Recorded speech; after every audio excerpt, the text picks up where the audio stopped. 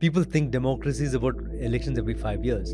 But in Ambedkar's understanding, he says democracy is a form of associated living, which again takes you back to the idea of social democracy and the idea that unless you have a solidarity within society, your democracy will be democracy for the few. There's a talk where you spoke about how can you agitate for queer rights in the time of fascism, or for that matter, what can the queer rights movement do to defeat fascism? What does fascism seek to do? It seeks to control choices people make about their lives. It seeks to control choices about who you choose to love or who you choose to be with. It is a control or a way of monitoring the right to love. The right to love derives from the recognition of the right of the individual, as opposed to the state, as opposed to society, which may have its imaginations of a monolith.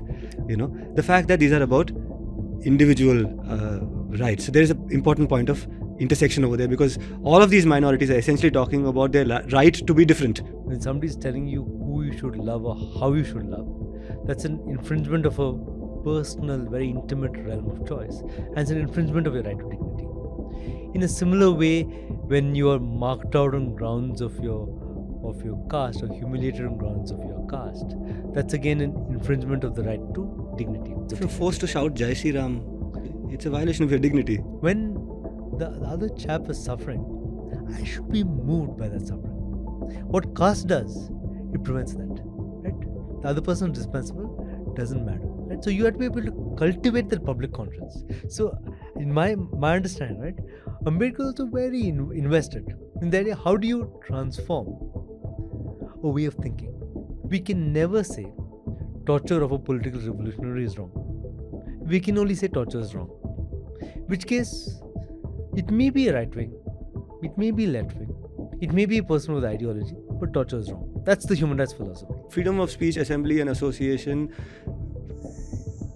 means very little for somebody who is not part of the conversation, who does not have the capacity, or who does not have the social capital to associate.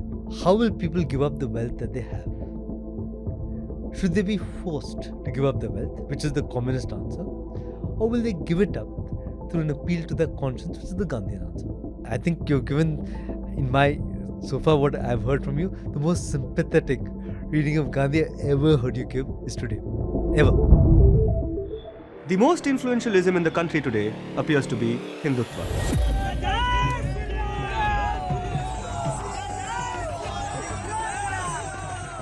It has taken a long time for this ideology to come of age. But what happened to the other ideological movements that began in the early 20th century? The RSS will turn 100 years old next year, but so will the Communist Party of India.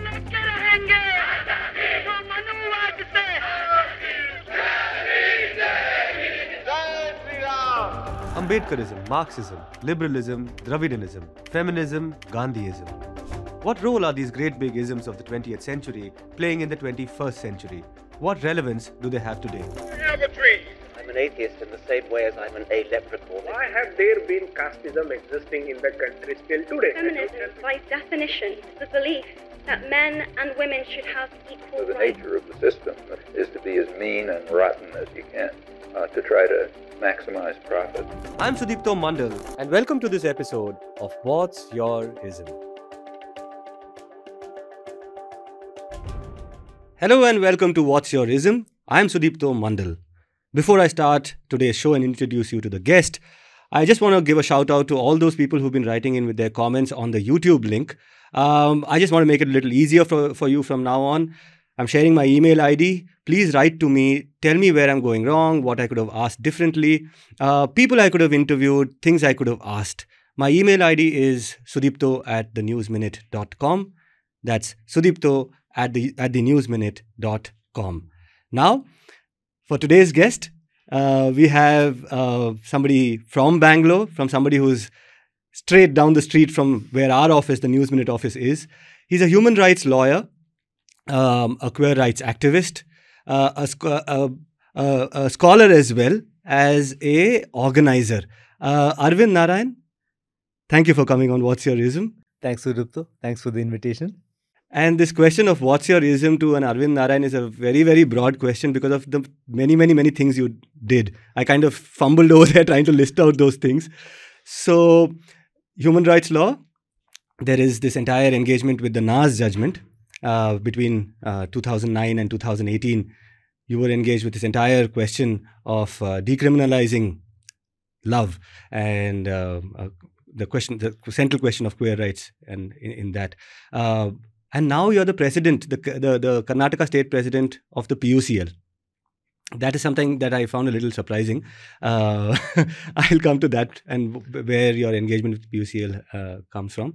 But the other thing that I find very interesting that you're doing now is in the field of education. You're involved with the RBNMS charities. The RBNMS charity, of course, stands for Rai Bahadur Arkat Narayan Swamy and his charities. He is an ancestor of yours. He was your grandfather, your Great-great-granduncle. Great-great-granduncle. Yeah. Okay, I want you to talk a little bit about RBNMS and its history, but starting with the Rai Bahadur himself, such an interesting character. I'd gone to the institution and I picked up this little dossier from there, in which I found that Arkat Narayan Swamy had set up the first Dalit school in Karnataka in the year 1883. And his career, and then after that, that of his brothers and his sons and nephews, was all about setting up so many of these charities. But the fact that this happened in 1883 struck me. To give you a sense of how, to give the audience, I'm sure you have a sense of this, to give the audience a sense of how important this is. The first Dalit organization in Karnataka was started in 1905. We are talking about this first Dalit school having started in 1883. The Congress party was formed in 1835. That is 2 years after this thing. And just 2 years before the establishment of the school, the Wadiyars came back to power.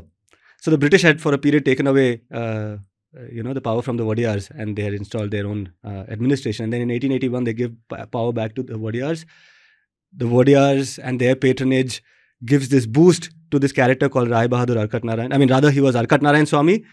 Then he's conferred with Rai Bahadur, the title of Rai Bahadur, and then he gets engaged with something like this. So in that historical time period, 1883, this character, we've barely ever heard about these aspects of his life. What do you know? Can you tell us something about it? Yeah, thanks, Sudipto, for this question. And I realized I also had not engaged very closely with the history of my great-great-granduncle till my cousin Sanjeev pulled me to the trust and said, you must contribute to the educational activities. And actually, it happened this way. We had the Independence Day program, which I think 2 years ago, which we were planning on celebrating for the school. And Sanjeev said, see, why don't you just speak on Rai Bahadur Arkat Narain Swamy Mudiliar and his contribution to constitutional values? I said, let me try, but give me the material. And then the material which you had is the same material which I had access to.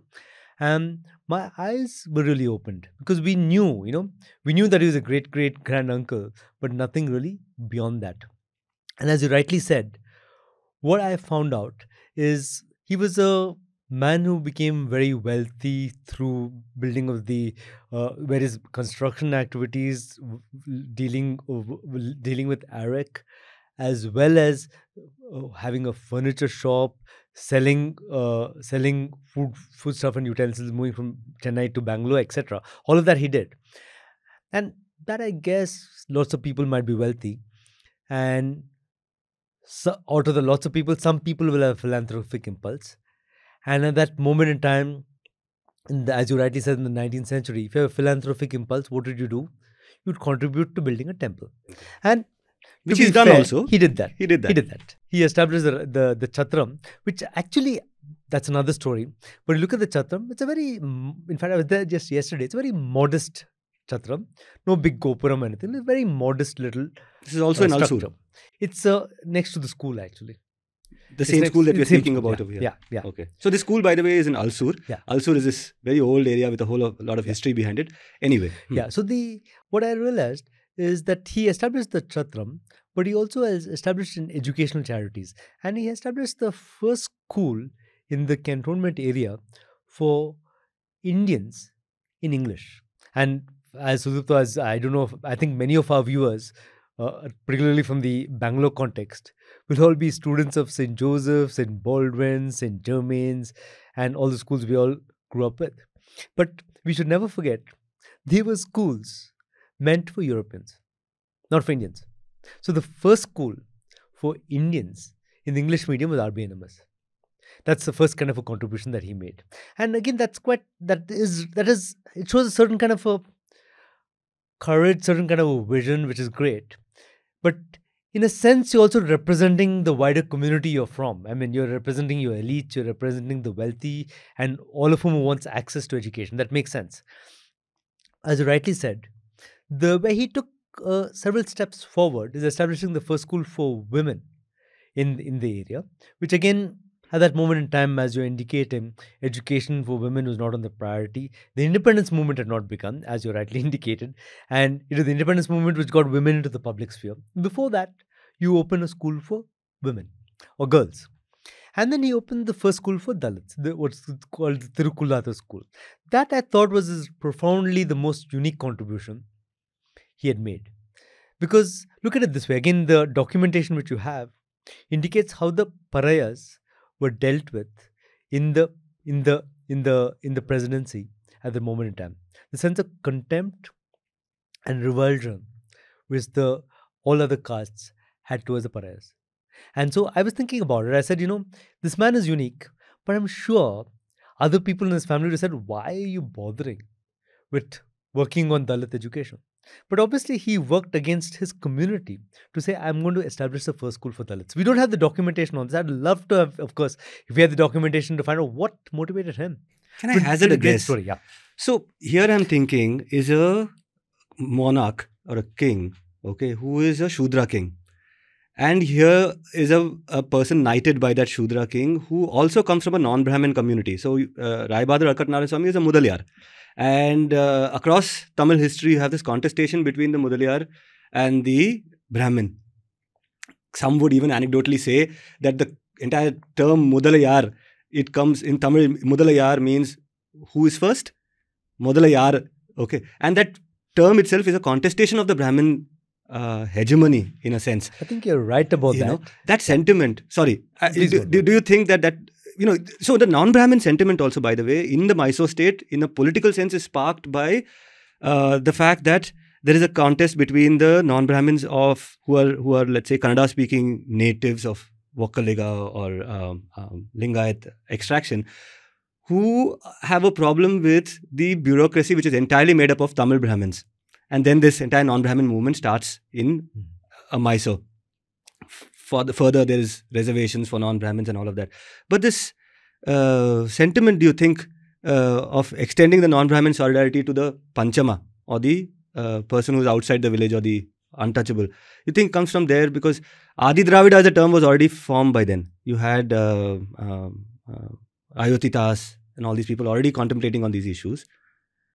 I think you're right about that. There is a progressive, obviously he's sui generis in many ways, but he draws from the wider progressive current within his own community. I think you're right about that.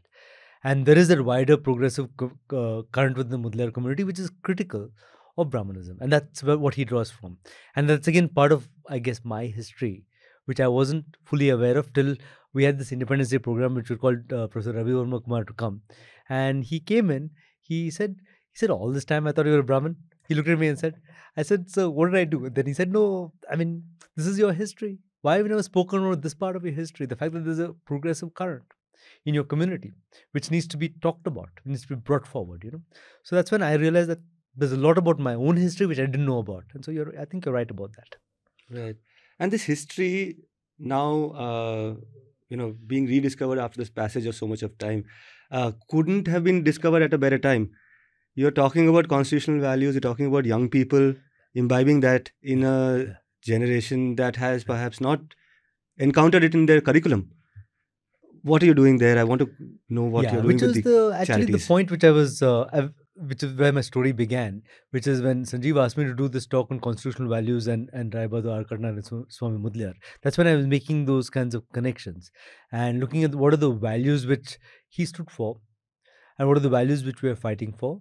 today, right? And one of the values, of course, is within the liberty, equality, fraternity, eternity is the question of fraternity. And fraternity, I think, as I think everybody, at least in our context by now knows, is not there as a term in the Objectives Resolution moved by Nehru. It enters the constitution after Ambedkar's intervention. So again, why was fraternity important for Ambedkar? You get the point. He puts it very simply and very clearly. He says liberty and equality without fraternity is no deeper than a coat of paint. And his point is simple, that if you have only liberty, then dominance of the few. If you have only equality, you will suppress individual initiative. And for liberty and equality to flourish, you need fraternity, which is the idea of, again, solidarity. What you mean is a solidarity in society where people can actually interact across lines of caste. And that's the fundamental basis for a democracy. Again, the idea of, you go back to Ambedkar's idea of democracy.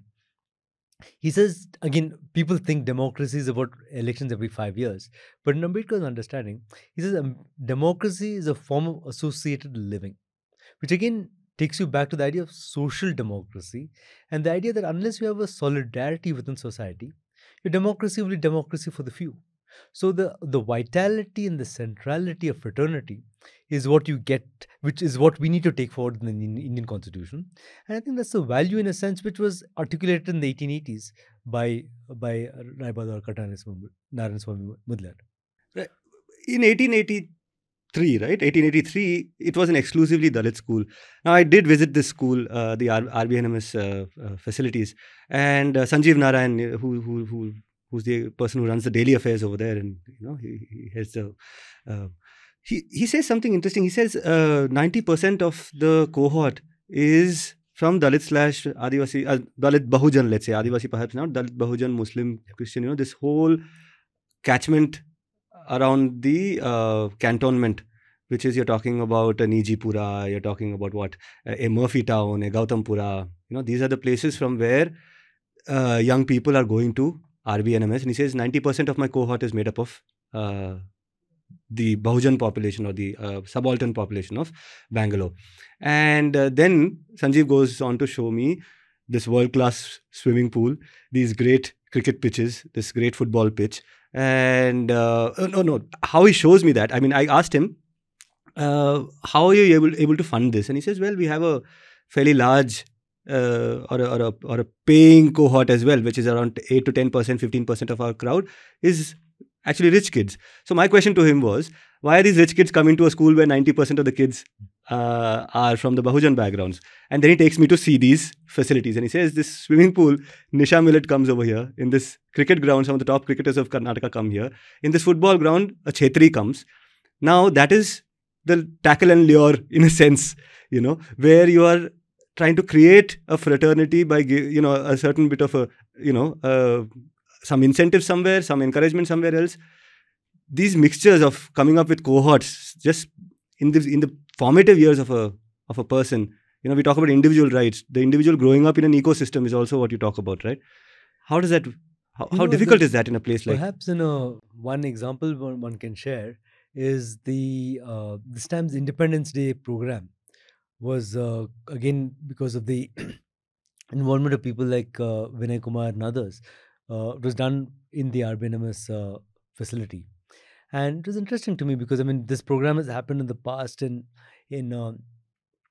the Airlines Hotel premises. And you can see that you're right. The people who come for the program will be by and large, say, middle class, by and large, maybe more elite.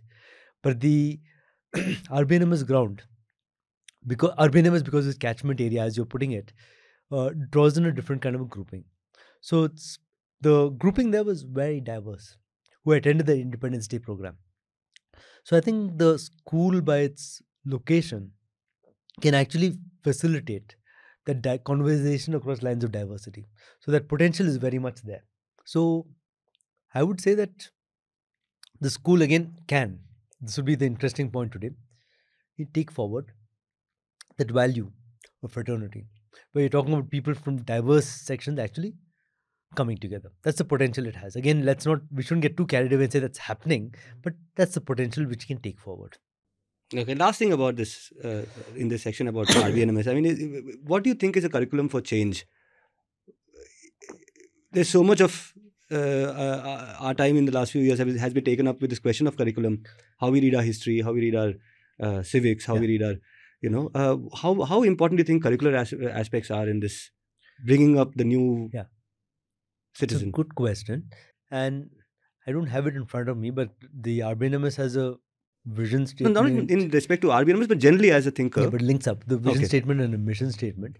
And the idea is, how can education contribute to the fullest development of the child's capacity, both in educational sense, in a cultural sense, in a sports sense, in a psychological sense. That's one dimension which education should contribute to. The other dimension, of course, is individual development is one part of it, but the connection is, when does the individual development link up to a wider notion of societal development? When does it become part of taking forward, in a broad sense, the ideals of, say, liberty, equality, fraternity? That's what you want education to do. You want education to do both allow the child, when the child is a young person, to contribute, to develop their own capacities and to make their way forward in life, as it were. But at the same time, there must be a way in which education equips you to cope with the problems we're contemporarily facing. There must be a way in which education can be about the rising trend of inequality, understand it, and how do you respond to it. It must be about addressing the issue of climate change. It must be about addressing the entire issue of peace and the question of justice as well, right? So those should be the objectives, I think, of an education in a broader sense. So you shouldn't compromise on the individual dimension, but you should never forget the collective dimension, because it's also about our collective future. And obviously, education today should be about training our kids, or getting our kids equipped to cope with the question of our collective future and what they can do to address the questions of our collective future. Interesting. Thanks for that. Arvind, now moving on to other charities. Okay. The Alternative Law Forum, right? Of course, I mean, it's a side thing that it's located in the house in which you grew up, and you're one of the co-founders. But tell me, this is a very unique formation for me. I've been engaged with it as long as I've been a reporter, because I used to work in the Hindu. Straight down the road used to be the ALF office. And what I found there, and which was very unique, was these fraternities that you speak of.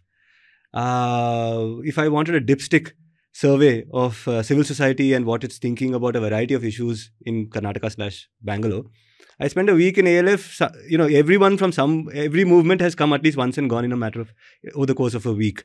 You have Dalit movements, left movements, people from all sorts of movements coming over there. It's become a kind of a hub, right? How was it imagined like that to start off with? What did you guys think about when so it was you, Lawrence Liang, Clifton was already there by then?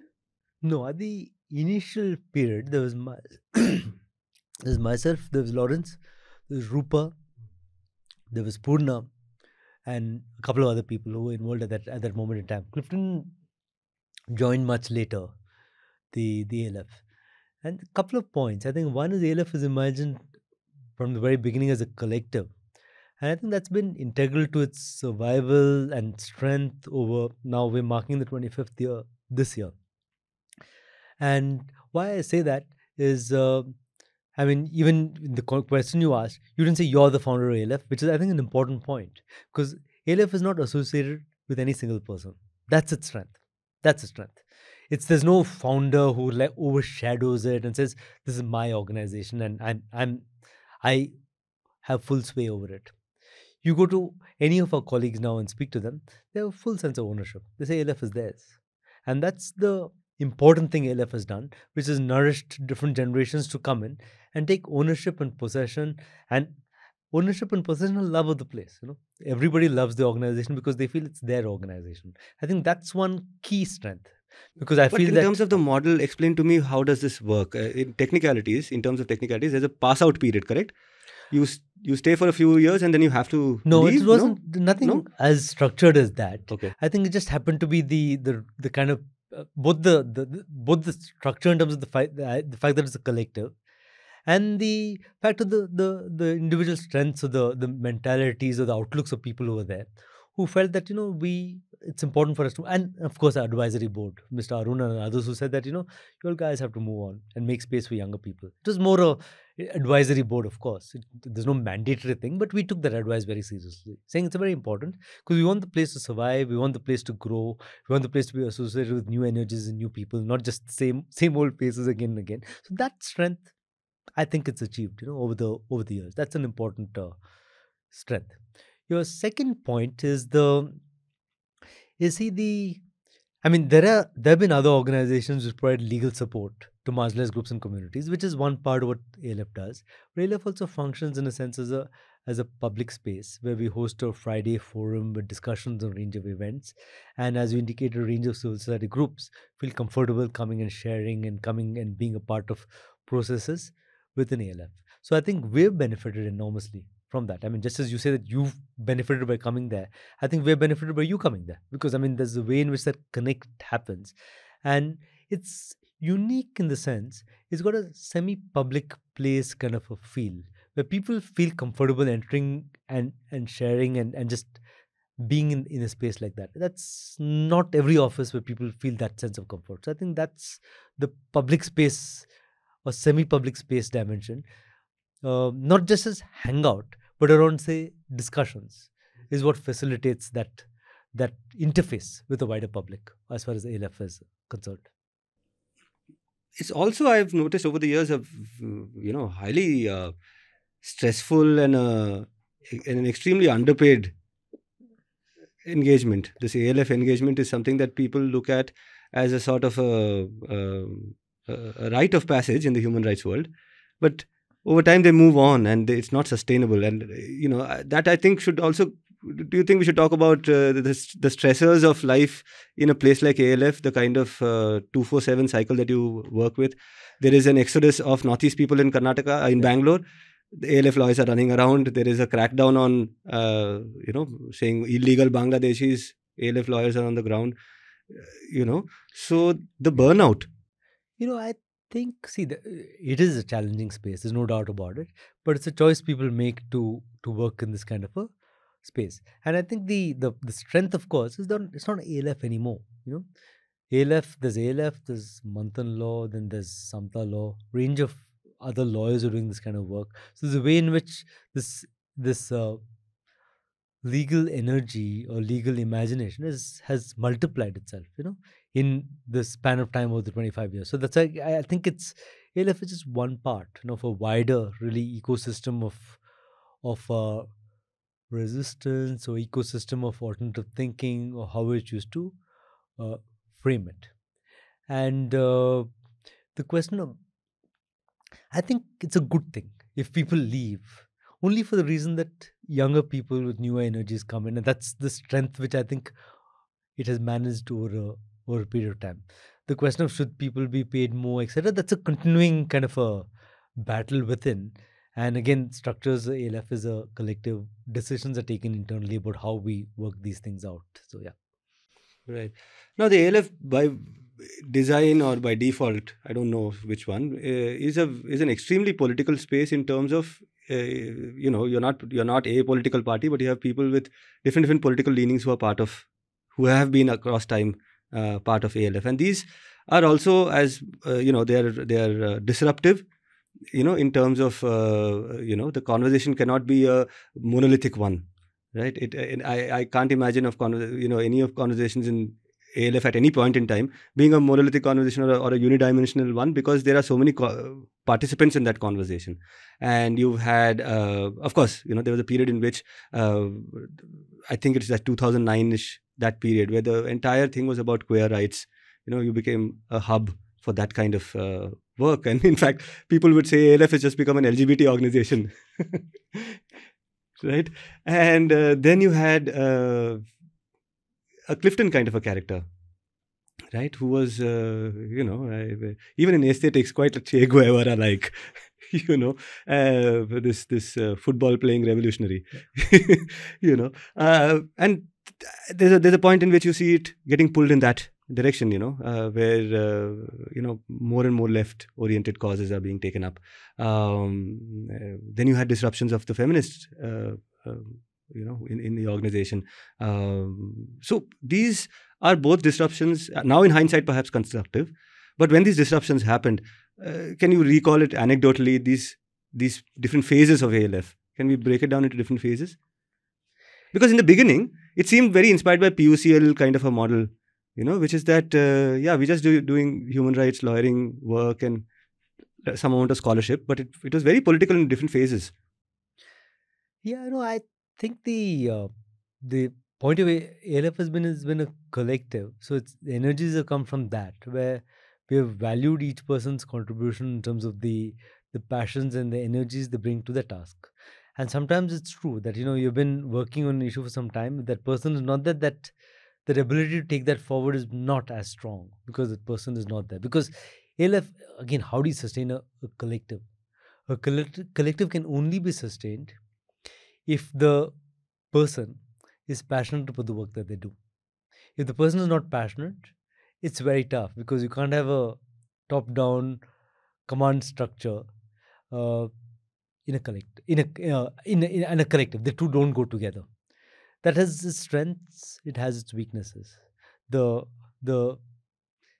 It's perceived as a weakness. You're right. At some points in time, ALF is seen as maybe more passionately involved with LGBT rights, but then that's also a perception because it's just the fact that was the issue which is in the national headlines and etc. at that time. But the other working with slums or working on socioeconomic rights continued. It was a little maybe not talked about, but it was built up during that period of time. Give you an example. Give you one example. That is around the same time the NAS litigation 2009 etc. happens. The range of fact findings which were actually done on deaths of persons in manual scavenging, right? And the media didn't cover it, and neither did the people talking about ALF cover that. They didn't say that, hey, you're also working on this issue, because they only saw what the media saw, which is the NAS kind of a litigation kind of an effort. And of course, but all that work on fact findings on manual scavenging finally resulted in the litigation, which was filed by PUCL at that time, and on manual scavenging, and which resulted in a range of reliefs which came from the court, including the question of compensation and including the entire question of machinery, which should replace people going into manholes. But that was happening simultaneously. So my point is more that I don't think any point ALF was this or that. It was all at the same time, but just some parts became more visible at different points in time, which is the way the media operates, I think, as you as a media person know that. And it's not necessarily the truth of what was happening at that moment in time. If you want to just maybe one story or a narrative which I'll share about, maybe it's useful for people to think about this, of even the entire question of deaths in manual scavenging and how activism can actually happen. When death in manual scavenging happens, what you get is often a 2-line column in the newspaper saying person so-and-so died while cleaning a manhole. So what our colleagues did at that moment in time, Clifton and others, is they'd go to that place, do a fact-finding of what happened, submit a report to the State Human Rights Commission, saying compensation should be given. So that was the starting point, as it were, and that triggered that process of change, as it were, and triggered a range of work and activism around the entire issue. So I think diverse ways of activism were happening within ALF and again allied organizations and people at that time. Again, ALF is just one among really many people who are involved in this kind of work. So again, it's not fair to just say ALF did this or ALF did that. I think if you're asking for the model is ALF in collaboration with. That's always been the model. It's never ALF did this. ALF in collaboration with is the model of every kind of work which ALF has done. Even the NAS litigation was in collaboration with, or we were representing voices against 377, etc. So there's a way in which you're working as much as you can with other groups and organizations. Right. I do want to also understand now this effort, right, of human rights lawyering. If you see people who have done it over a sustained period of time, there are two ways in which they have done it. Either they have done, they have a decent ratio of pro bono to paid or highly paid work, and then a portion of their work is pro bono. And the other are these people who've really, gone out on a limb to just, you have a Balagopal, or why not an Arvind Narrain or a Clifton, or so many of you out there, and there've been generations of lawyers. I can keep naming them. I mean, there's Aarti Mulkor in the beginning when she was doing all this work, and there's but then you see that after a point they go into, it's not sustainable. This going out on a limb, this thing of being a Balgopal, is not sustainable, and they then go into this model of pro bono ship. Now, how difficult is it to sustain financially an organization such as the ALF to deal with the bare minimum expenses, the fact that people have cross-subsidized their work anyway? You have some kind of a ceiling on salaries, right? Even that, how do you manage it? And is it sustainable for somebody who can't take that financial hit? Yeah, it's a good question. I mean, what is sustainable, what is not? But I think you work with the circumstances you're in, and you work with what is possible within the framework that you have. What is it that you can offer as a salary depends also on what is it that you can raise as resources. So that's the connecting link. And so people who can, that's a very good point. People who can make this choice are people who have some element of resources. Otherwise, it's very tough. It's very tough. You're right. Because you're coming to Bangalore, it's a new city, you live in the city. So if you have family who's supportive, it's always easier. If you don't have family supportive, it's much more difficult. So all these are very challenging questions. Just as it is in journalism also. Yeah. Like all of us were working here, if there was like, a home loan and kids to deal with and all that, it would have been very difficult for us, but that's it, I suppose, essentially, which makes it difficult to sustain, and perhaps to an extent inaccessible, you think, for some sections to be passionate about human rights law can have disastrous consequences. If you're from a first generation Dalit family, let's say, for example, journalism, I've started discouraging people, saying that if you have that backup at home where you can say first 5-10 years, the salary doesn't matter, then come into journalism, How does it work in your case? I think you're right about that. People make choices based on their own circumstances. So that'll be, for some people, for example, their salary in ALF would be something which is adequate or which is useful.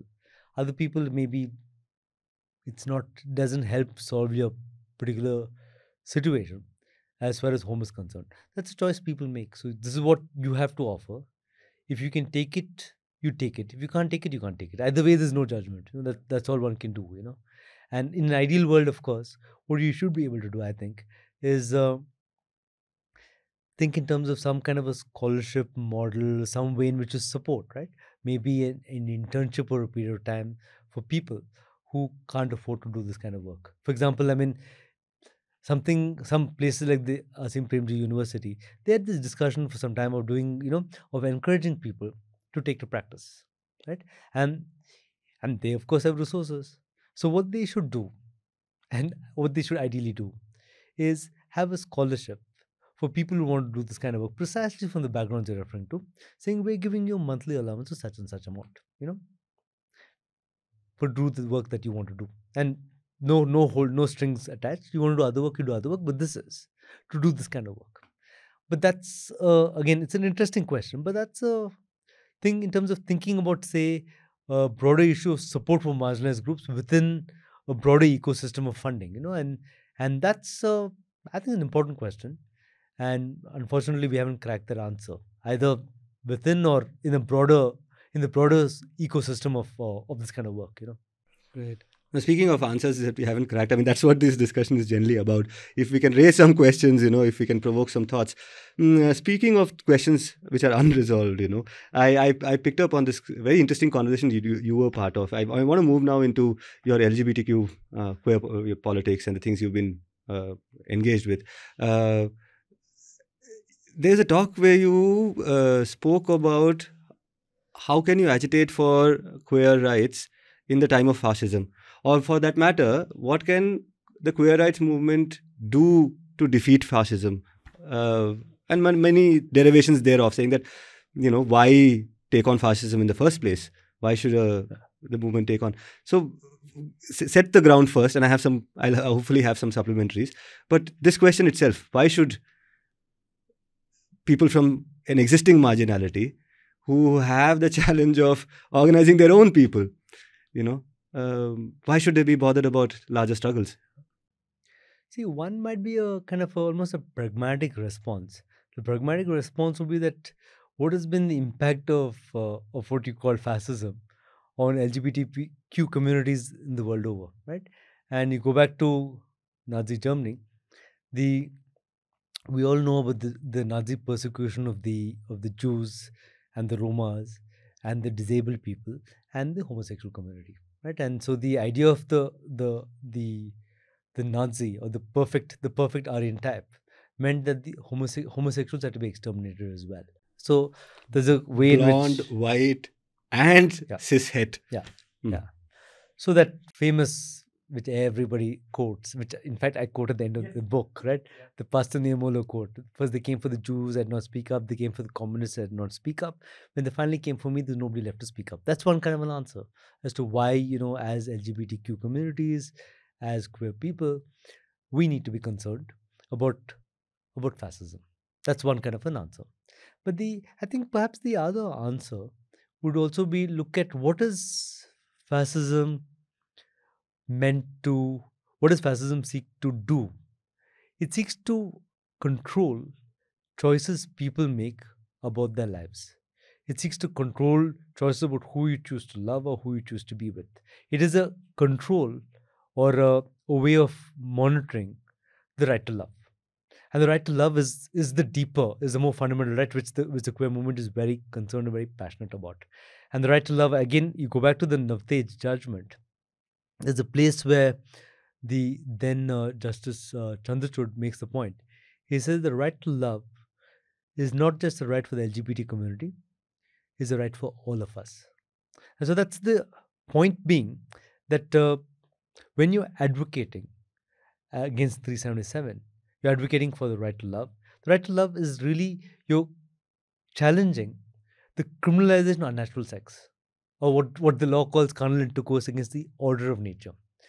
The question, of course, is what is the order of nature in the Indian context? In the Indian context, the order of nature was transgressed if you love across lines of caste, if you love across lines of religion, and if you love across lines of gender and sexuality. So there's a way in which the right to love is a right not just for the LGBT community, but a battle for all of us.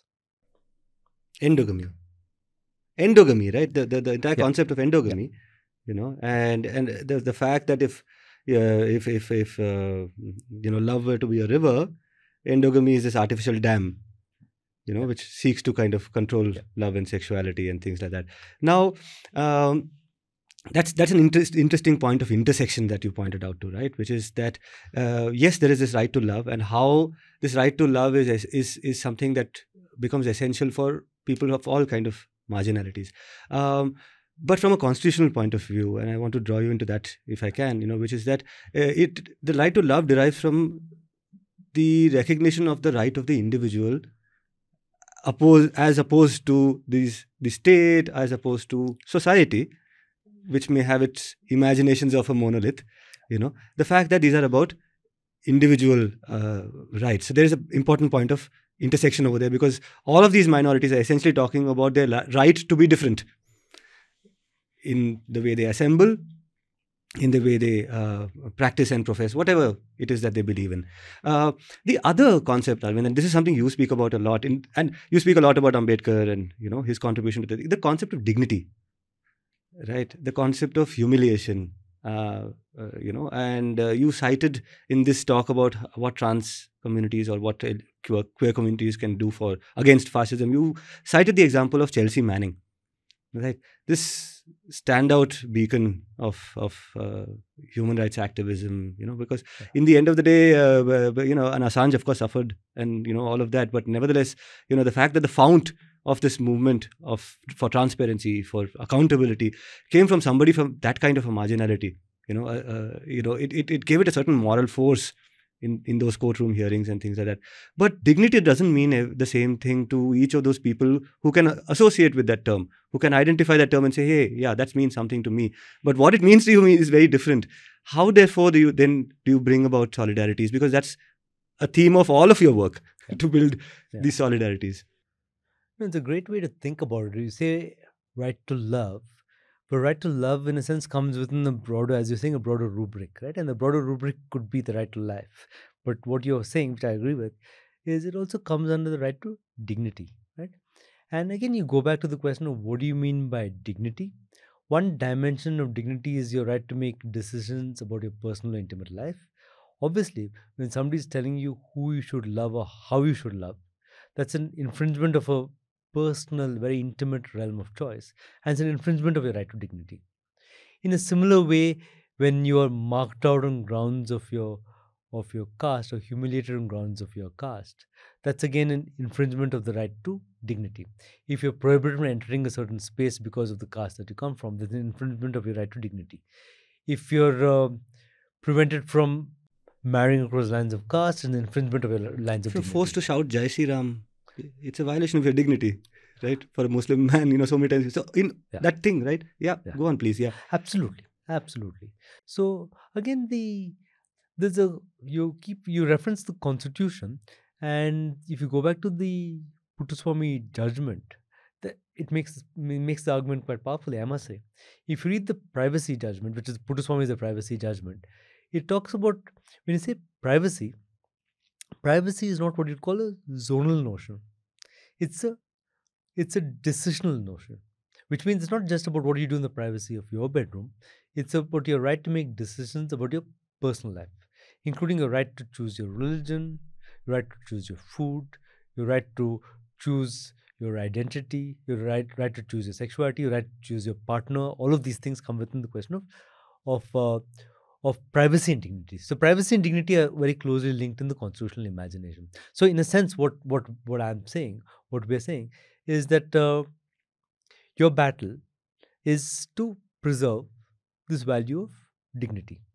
And dignity, again, going back to the Ambedkarite imagination, is an imagination of the individual against society, the individual against state. Why dignity becomes so critical is you think of dignity fundamentally in the context of society.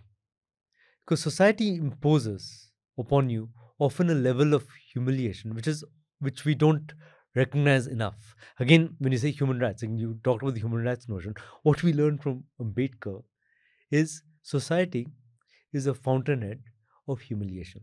Society can impose upon you ways of living which impair your right to a dignified life. That could be on grounds of sexuality, on grounds of gender, on grounds of caste, on many other grounds, on grounds of disability, range of grounds in which the way people around you deal with you is an incredible marker of humiliation. So in a constitutional sense, what you're saying is you're fighting to preserve the value of dignity, and it has many manifestations. And again, as a human rights person, your point will be, how do you fight to preserve this dignity in its varied manifestations? So that's the linking point of a range of these. How do you unite around dignity, you mean? Yeah. Now, okay, so how do you unite around dignity? And the reason I said that dignity means different things to different people is because a Dalit could violate the dignity of a Muslim could violate the dignity of a Dalit, a gay man could violate the dignity of a trans person could, often, the notion of dignity brings people perhaps even in conflict, or, it's not the same. Also means that a lot of your organizing is also to consolidate people of your people, around your call for dignity. So in the case of queer organizing or Dalit organizing or Muslim organizing, or organizing around ethnicities such as people from the Northeast and Bangalore, let's even say, there is an intersection in terms of, if you sit them down and say, hey man, this is all in the end of the day a question of dignity, then this question also comes up. And those I see over time, I've noticed this happening. And the reason it's not something just theoretical, it's something that I'm saying anecdotally. I've seen movements falling apart on these questions. For example, you had the Rohit Vemla movement, And that was a great watershed moment, because for the first time in my career, I saw like people who would not otherwise be seen together on the same platform.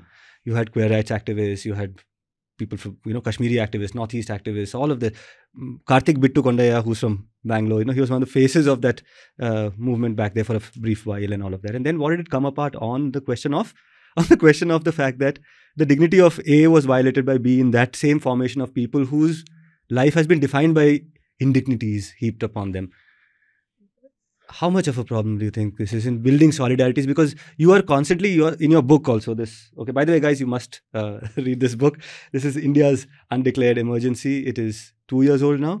2020, I think it came out. Yeah. Oh, it's 4 years old now. Okay. 4 years. Yeah. 4 years old, but this is an interesting book to read. It's a very interesting compilation of all these atrocities that have happened under the Modi regime.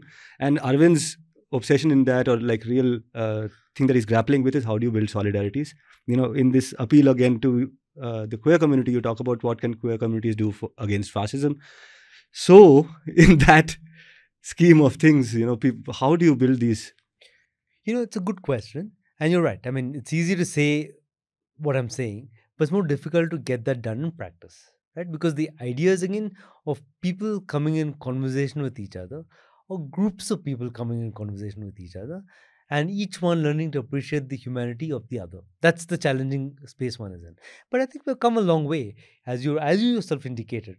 This idea of the Rohit Vemula protest, where a range of groups from people from different political persuasions, identity groupings, coming together was a starting point. It's not happened before. First time it's happening. It fell apart at some point in time. And that's the nature of the way things are. I think that will happen. But the fact that people came together, I think, is the important starting point. And I think the idea of building those cycles of communication, building the cycles of participation, people coming together in common activities, is one way in which you deal with these tensions and these stresses around questions of identity and selfhood. That's one. But the other point, I think, is the question of how do you not, it's a challenging question, it's not easy. How do you not take your own identity as the be-all and the end-all?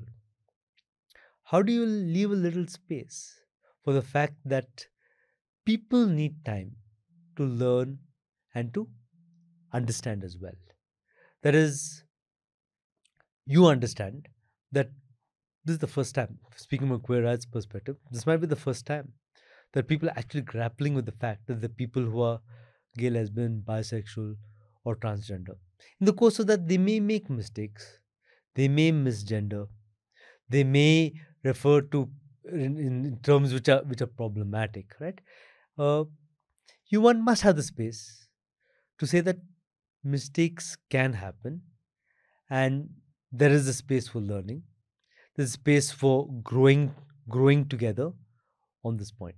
Sometimes I think we are too quick to judge other people and too quick to take offense on various identity markers. And I think that's, in a sense, it's also the problem of identity. Identity is it's a passionately held sense of self-identification.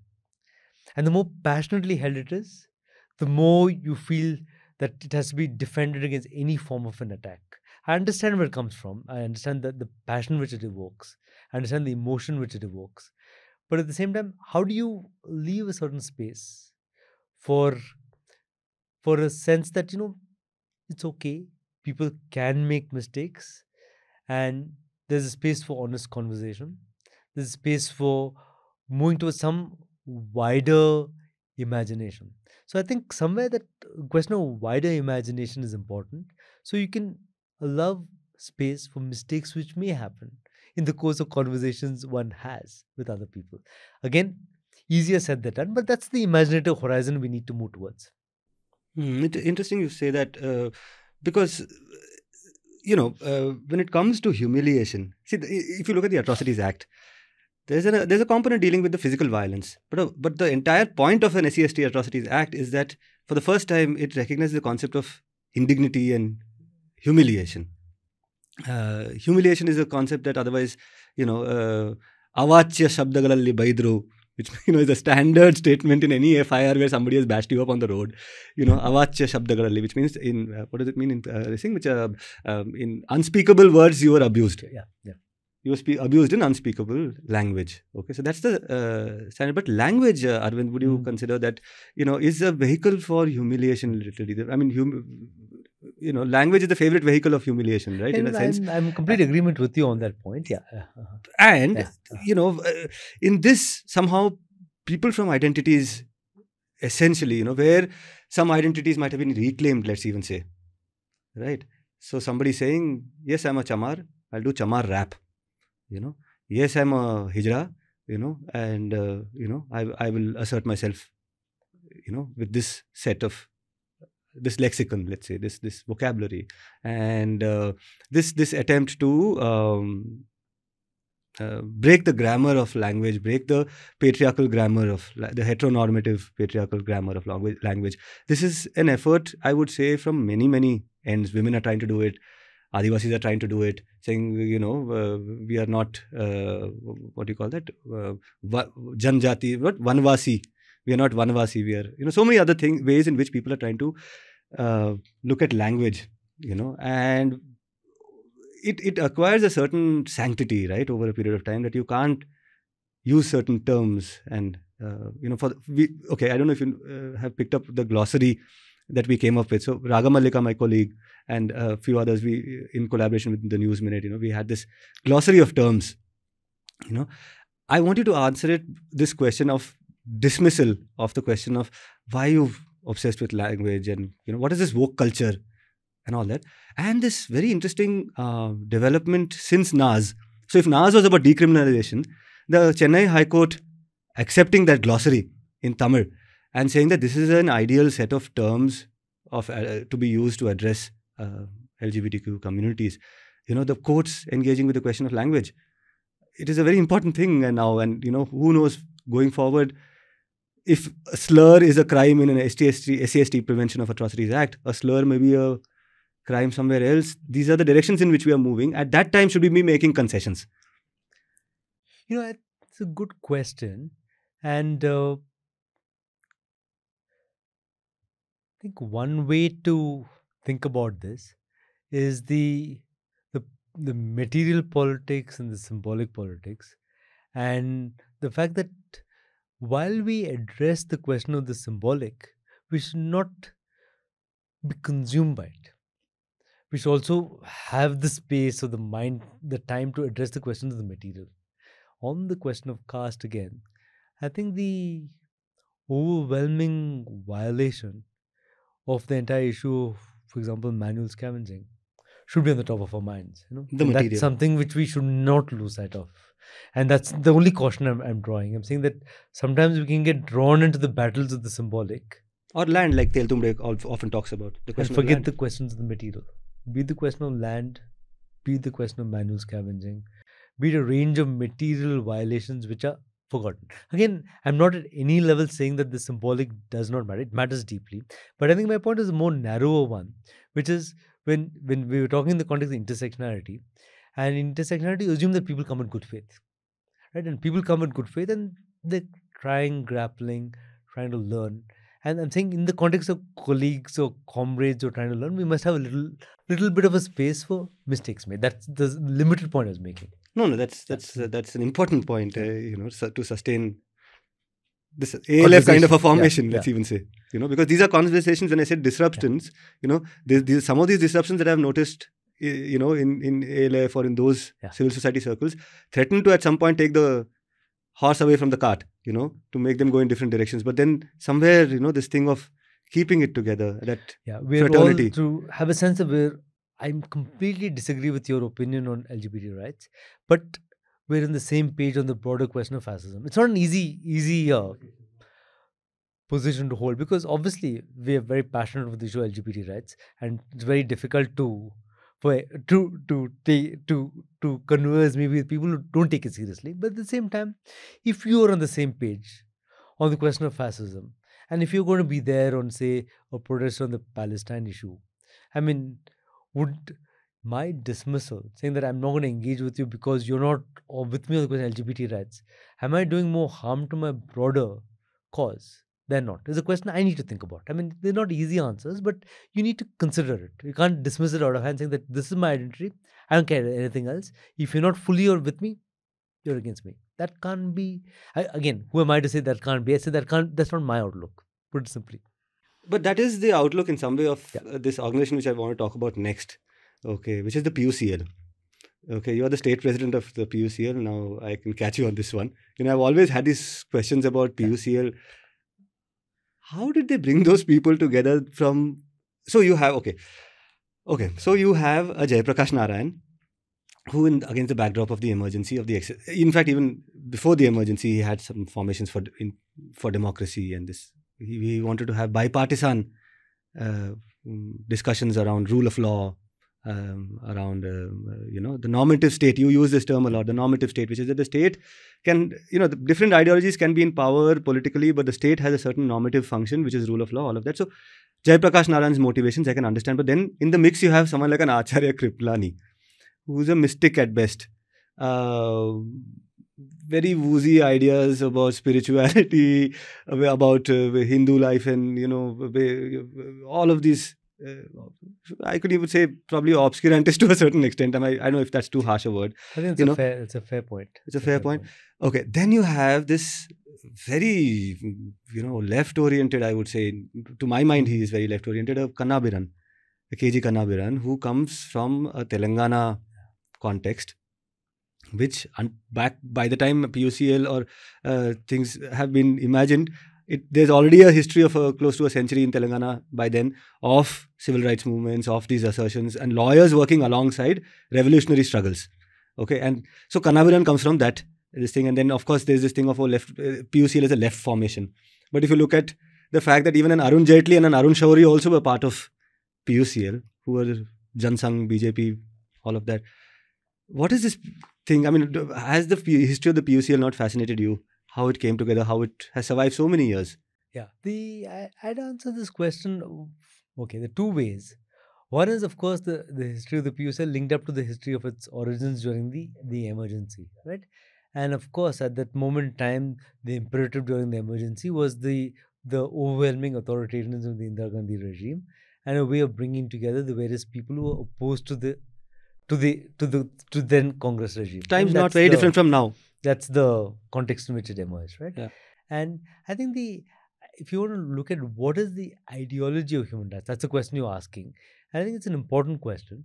And the way to answer that is again through the figure you do not invoke is Bal Gopal. Bal Gopal, of course. No, my mistake. Yeah. And he has this very brilliant narration of how, in his own thinking, the idea of human rights originated in the Indian context. He says, you refer to political persuasions. He said at that time, when they were part of a more left political framework, they would go to the police station to get their left colleague or comrade released because he's being tortured, etc. Right? And so they go to the police station and say that, don't torture him. What you're doing is wrong. It's a violation of the law, etc., etc. At which time the police said, Bal Gopal's narration, police turned around and say that, see, we're also torturing this thief over here. You don't care about him. You only want to release a great political revolutionary. So but Bal Gopal said the police were not interested in the fact that we should care about the thief. The police were interested in exposing a one-sidedness. He says from that we learned one lesson. We can never say torture of a political revolutionary is wrong. We can only say torture is wrong. Which case, it may be a right wing, it may be left wing, it may be a person with ideology, but torture is wrong. That's the human rights philosophy, right? It has its strengths, it has its limitations. But that's where Kannabiran comes from, that's where Bal Gopal comes from, and that's where the human rights thinking really comes from, right? And you have to be able to take that position, which is I wouldn't say neutral, but which in a sense embodies a constitutional ideal, regardless of who the other party is. I'll give you one more example, which Karnnabiran narrates on this actually. He says he was once arguing for two Naxalite prisoners, right? In a trial court or whatever. And the judge turned around and said, Mr. Kanabran, your arguments on the basis of the Constitution, they don't believe in the Constitution. So Kanabran's response was, what is on trial is not the ideology of my clients. What is on trial is your ideology, right? So that's the human rights thinking. So that's I think the strength and the weakness, if you want to put it that way, right? And the weakness, again, the point where you're getting to, which I think is an important point as well, is if you're looking at a question of larger political or social change, what then is a contribution of human rights? Can human rights address questions of inequality? Can human rights address questions of poverty? Can human rights address questions of fascism? Those are the questions you'll have, right? And the answer to that would be, again, using Kanabran, would be only one answer, which is to say that what you need in a constitutional state is a protection of the right to speech, the right to association, and the right to assembly.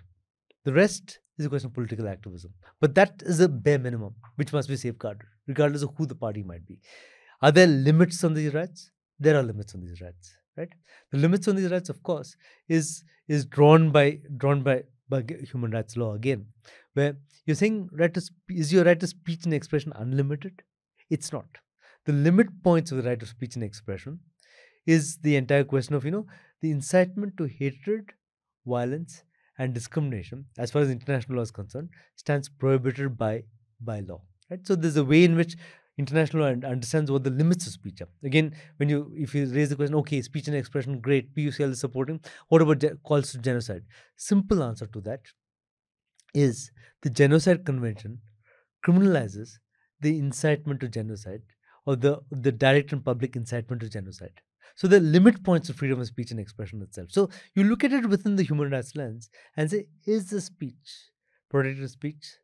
Is this association allowed as far as the law and the Constitution is concerned? Is the assembly allowed as far as the law and the Constitution are concerned? So that's the way you look at it. You have to train yourself to look at it within the framework of a rights language.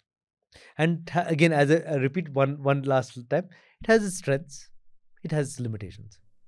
Now, speaking of its limitations, and why those limitations are so interesting and they provide for such exciting kind of deviations starting from human rights, because let's say somebody is talking about human rights and in the context of holding the state to account, right? You're talking about a Kanabiran, beautiful, sorry, was it a Balgopal or Kanabiran who said? Both of them said the same, saying that my client is not on trial. The state is on trial. The question here is, does the state believe in the Constitution or not? Not whether my Naxalite client, alleged Naxalite colleague, believes in it or not. So that's a beautiful formulation of, what human rights lawyering is. But the question, the contradiction that, so at some point, many human rights lawyers have had this revelation that, yes, you're holding the state to account, but you are looking at the state as the normative state, as the state which is made up of functional units. The job of a human rights advocate is to make those units function, make the police function, make the judiciary function, make the executive branches function. Now, a Clifton Rosario would say that it is not just the state, it's also who politically controls the state, that there's an ideology in control of the state, and that ideology should be fought through political organizing combined with lawyering. Right, and on that count, a lot of people who were in pharmacists such as the PUCL or people who are purely in the human rights law background, started seeing a problem with being the medics.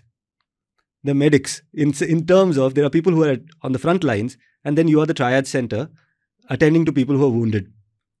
Right, to take that a step further and say, no, we are as much. If I'm a soldier in the army, if I'm a medic in the army, I'm also a soldier in the army. This kind of an attitude. Does it not become one constant cycle of, this happening again and again and again and again, where the criticism is not, again, to be trifled with, that human rights lawyers could be more political, you think? You see, this question could be put in, it sounds more abstract than it actually is, because the reality is that what are the issues we are fighting with? We are fighting the issue of freedom of speech, expression, assembly, association. What is the entire question of the Bangalore police restrictions on right to protest? What is the question of, the restrictions on social media posting? What is the entire question of, of the UAPA? What is it tampering with? What is it infringing on? The right to association, right? So these are issues which I think not just human rights lawyers, but everybody should be concerned with. Because again, what is a democracy? Democracy is one which allows for you to utilize or to develop these rights. Because again, what we are fundamentally saying is, how does the process of transformation happen? The process of transformation happens is when your ideology is allowed to develop. How is the ideology develop? How can your ideology develop? First, you must have a platform to speak. Secondly, you must be able to form associations, right? And you must be able to protest on the streets. Those are rights which a human rights organization should fight for, regardless of who the ideology on the streets may be, keeping in mind the limitation of of hate speech and the way the limit points of these rights, as it were, keeping that in mind, right? That being said, I mean, I would say that, I would agree with you in the sense that human rights is not the panacea to the problems of the world. It's a certain approach, saying certain things fundamentally you must protect, right? You must protect. The answers will come from organizing on the street and from different kinds of ideological formations. But the ideological formation should be allowed to emerge. If you don't have a state which allows for these ideological formations to emerge, for the vibrant kinds of assertions to emerge, then how do you allow for justice or democracy to be debated? That'll be the way to look at it. So I think the idea of a human rights organization is, I wouldn't say use language of medic. I would more use it as a language of, how do you make your democracy an associative democracy? How do you make your democracy a functional democracy based on the question of the guarantee of speech, association, and assembly, and a vibrant democracy? And that's really the challenge of a human rights organization. Speech and assembly, I mean, essentially freedom of speech only. The other two are derivations of it, the concept of freedom of speech. Not really. Because see, the question of speech again, right? I mean, if I'm speaking, you're speaking, if our speech is not heard, it makes no difference. How does speech get heard? Speech gets heard when you have the right to associate. What is the right to associate really based on? It's not an abstract question. Again, the right to associate really based on very important questions, right? Question, for example, I mean, the questions which I think you are also, as an organization, I'm sure, dealing with, which is the entire question of, can you open a bank account as an organization? Today in this country, an unregistered organization can't open a bank account. We could do it in the past. The NBA could have a bank account. Today it can't.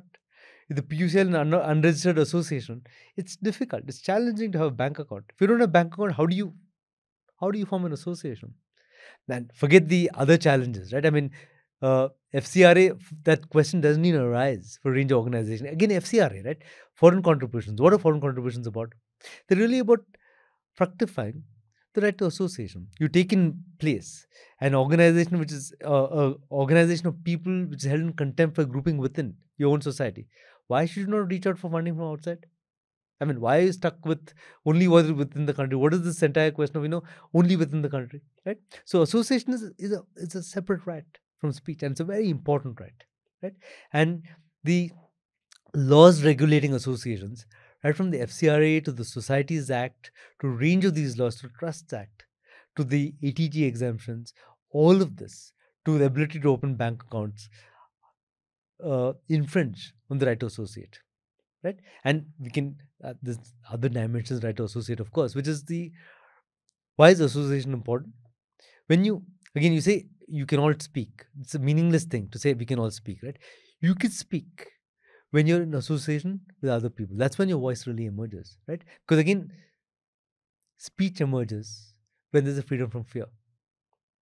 How do you achieve a state of freedom from fear?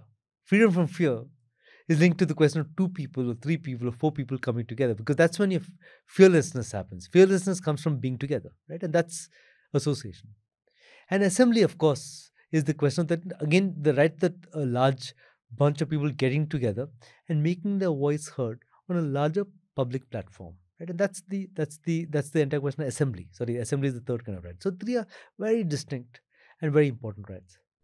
Distinct, but still, to my mind, very deeply connected to Gandhi's engagement with in the question of sedition, the question of protest.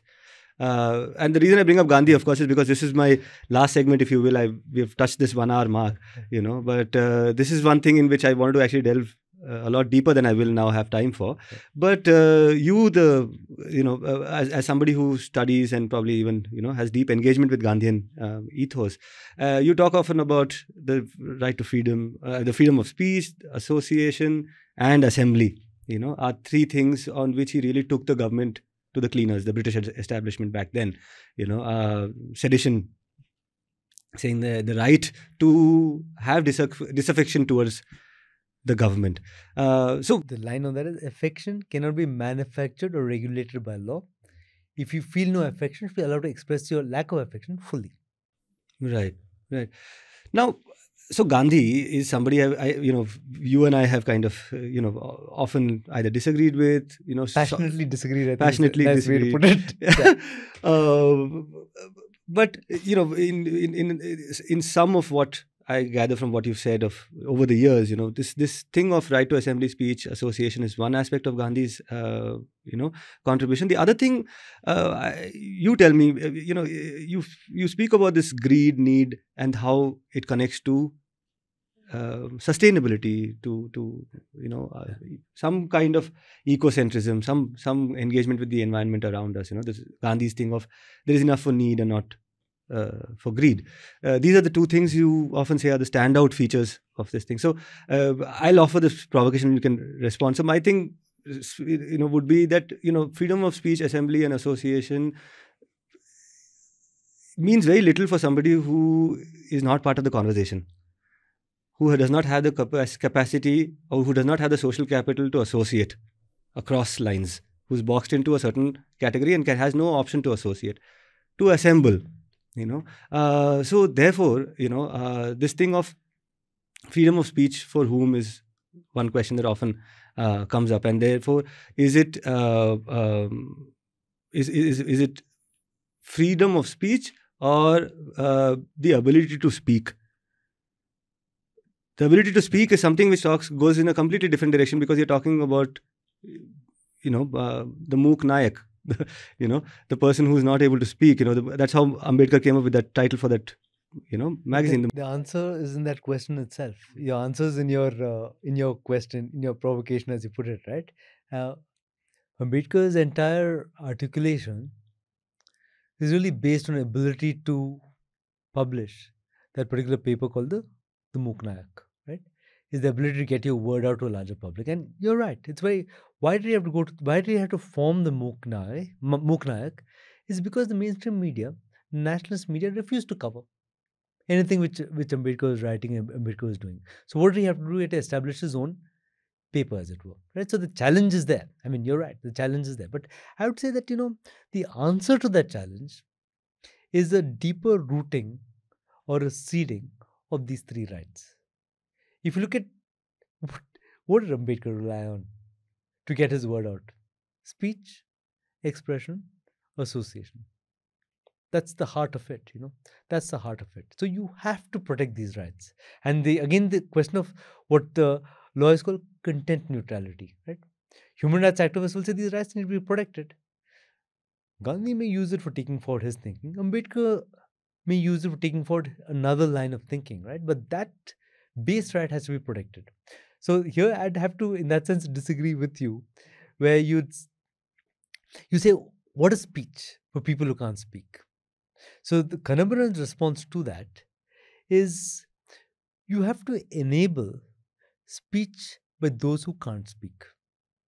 How do you enable speech by those who can't speak? Again, the question of association becomes very, very central. If you think of the entire question of Narmada Bachao Andolan, think of the entire question of, the struggle of against manual scavenging, think of the range of all of that is based on what? Speech and association. Speech, association, assembly. That's what it's all based on, So it's critical. These three rights are critical for any grouping. who's trying to get their voice out into the wider public. And the only question we have is the fact that the wider public doesn't want these voices out, right? So your challenge is, how do you get these voices out? Not to say these rights are not important. See, the rights are absolutely vital, absolutely critical. How do we ensure that groups at the very bottom of the socio-economic spectrum can access these rights fully? And the many challenging questions around them. Are you talking about formation of separate newspapers? Are you talking about like Muk Nayak? Are you talking about existing newspapers in which there should be a space, there should be a compulsory space for a range of voices? Are you talking about media should be publicly owned with a certain way in which what kind of coverage should media do? The range of ways one can think of these answers. But are these rights vital for every grouping? They're absolutely vital for every grouping.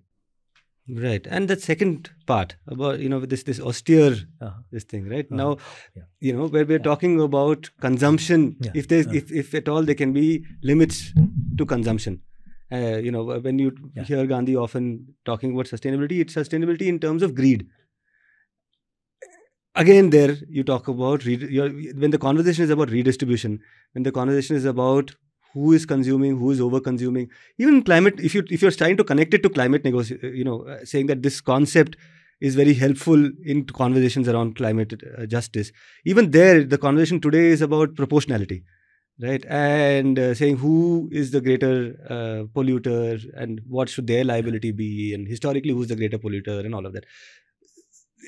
That limitation. So he stops short of saying anything, let's even say, radical in that sense, because if you're attacking greed, then you're not attacking the question of hegemony, let's say, or cornering of resources.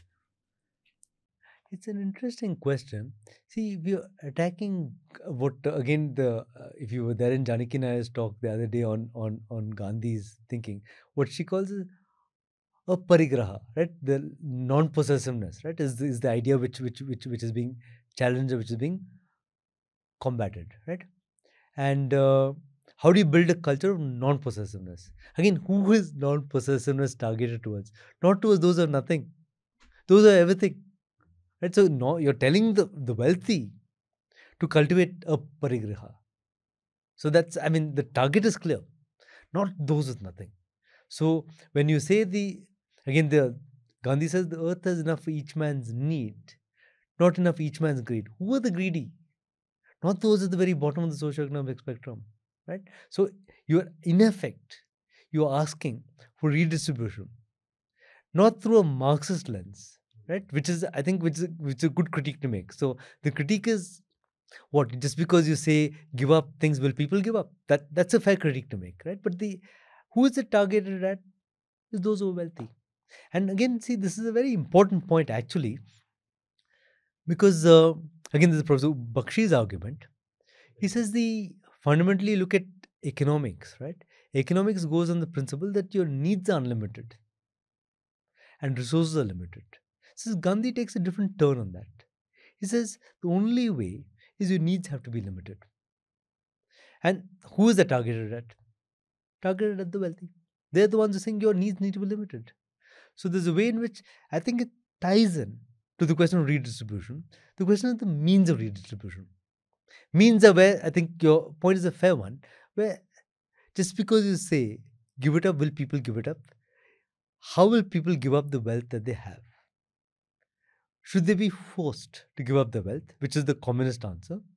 Or will they give it up through an appeal to their conscience, which is the Gandhian answer? Or do we have to think of again, going back to the question of conversation, do we have to think of a way forward, which is a mixture of both? There must be an appeal to the moral imagination and moral conscience. And that is where Ambedkar comes in. He says that an appeal to the conscience is not the solution. It is legislation. And can I respond to that?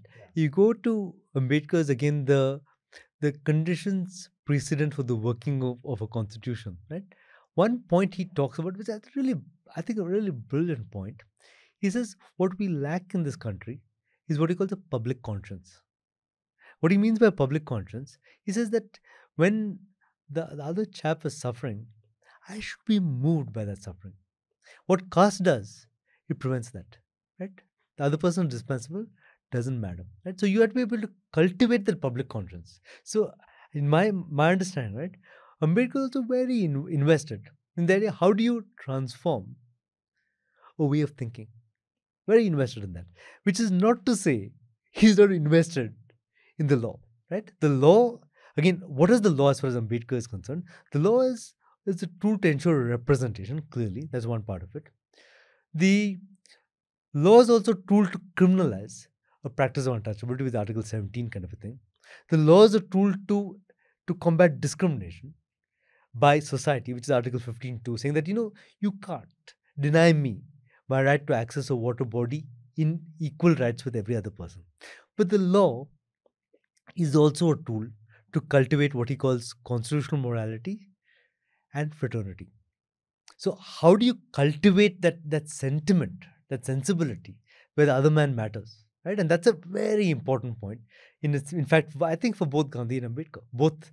So here, actually, maybe I'll make the last point, and Sudipto, you're going to kill me at this moment because you'll have lots more to say, which is the question of, since we're talking about, I think you've given, so far what I've heard from you, the most sympathetic reading of Gandhi I ever heard you give is today, ever, right?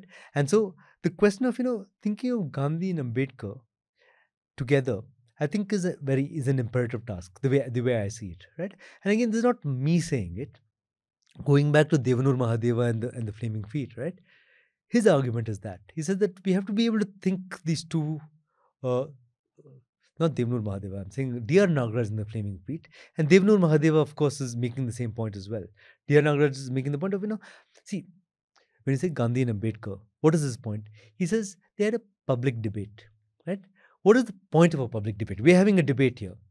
A debate is only valuable if my opinion changes a little bit because of what you're saying, and your opinion changes a little bit because of what I'm saying. And my feeling is your opinion changed a little bit because of what I said. That's the way I read your response to Gandhi today, right? And that public debate is what happens. So we don't fix them in terms of what was said at a moment in time. We say that people change through the nature of a conversation. Gandhi, who was the first in the initial opinion cast, changes by the later period. Ambedkar's opinion as well changes over a period of time. In fact, I'll make the last point and a bit on an annihilation of caste. I was reading it again, right?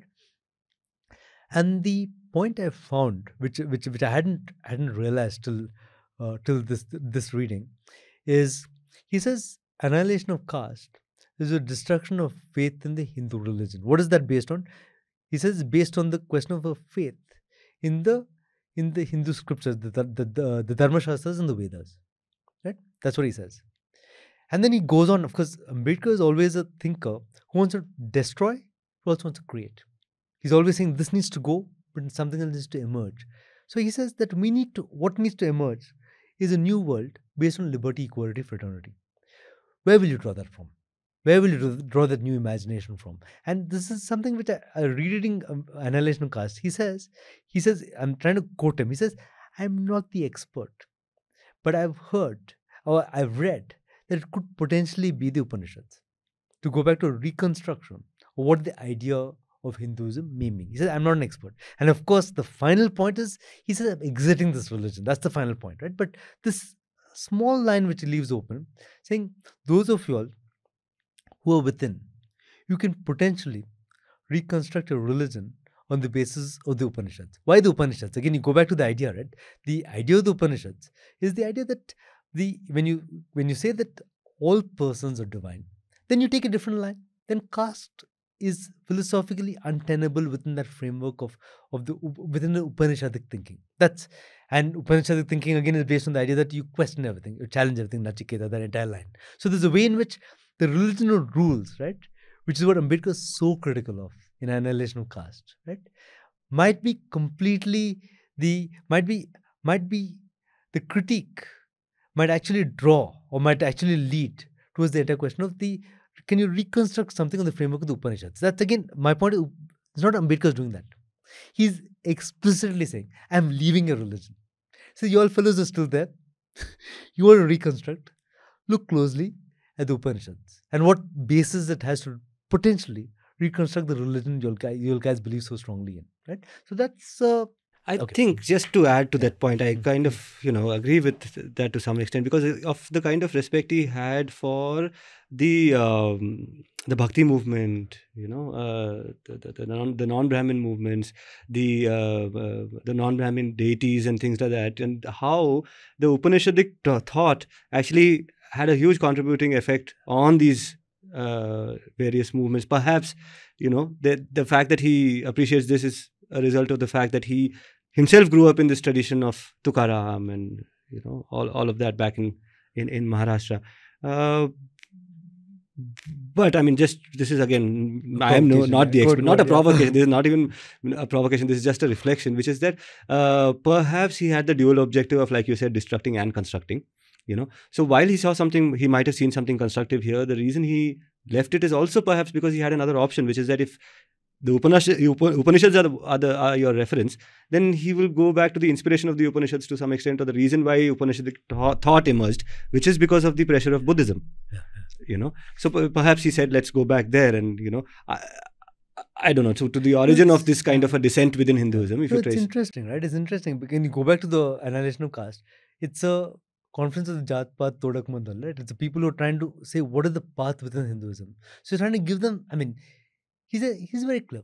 This is not my path, but this could be your path. That's the only direction which you should frame that.